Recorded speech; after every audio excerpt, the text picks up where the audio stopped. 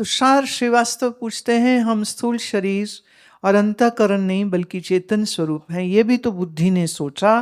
खेल तो सारा बुद्धि के स्तर पर चल रहा है। पहले वो शरीर अंतःकरण को अपना आप मानती है, फिर वो चेतन आत्मा को आप मानने लग जाती। इसमें फर्क क्या पड़ा? फर्क तो जमीन आसमान का पड़ गया। जब आप शरीर को मैं मानते हैं, फिर मरने का डर आता है, बीमारी का डर आता है, अपने प्रियजनों के मर जाने का डर आता है। सोच के देखिए कितना डर है, कितना शोक है। और आपके सामने जिससे तुम प्रेम करते हो वो मर जाए, कैसे झेलोगे उसको? शोक, विषाद, निराशा, पीड़ा, कष्ट। रूट क्या है उसका? कि शरीर को मैं मान रहा है।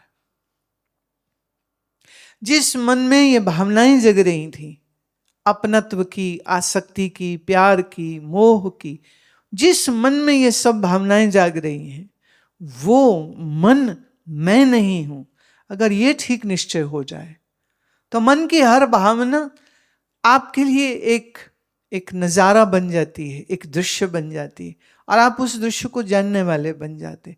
दृश्य विनाशी है, बदलता है, परिवर्तनशील होता है, खराब होता है, अच्छा होता है, कभी शांत होता है, कभी क्रोधित होता है।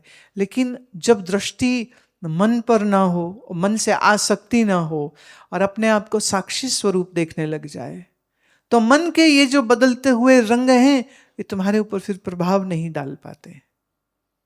ऐसे जानिए, एक बल्ब हो, उस बल्ब पर हम पीला कागज चढ़ा दें तो रोशनी का रंग हो जाएगा। उस पर हम लाल कागज चढ़ा दें तो रोशनी का रंग, उस पर जामुनी रंग चढ़ा दे कागज तो रोशनी का रंग। आप सब गलत बोलते हो, साइंस तो पढ़े नहीं हो तुम। रोशनी न लाल है, न जामुनी है, न पीली है, रोशनी तो वही रहती है, एक ही रंग। लेकिन हमारी आंख उस कागज से छलक के आ रही किरणों को देख के ये धोखा करती है कि रोशनी पीली हो गई, कि रोशनी जामुनी हो गई, कि रोशनी लाल हो गई। रोशनी न लाल है, न पीली है, न जामुनी है। बस ऐसे ही जानिए, जब तुम अपने आप को चैतन्य स्वरूप समझ लेते हो तो रंगों के इस विवाद से तुम छूट जाते हो, मैं मेरी से छूट जाते हो। अब आपके नेत्र देख सकते हैं, पर अभ्यास तुमको आसक्ति का है तो तुम कहते हो मैं देख रहा हूं। और वेदांत कहता है कि आंख देख रही है, मन समझ रहा है, और तुम मन और आंख दोनों को देख रहे हो। तो देखने वाले को देखो।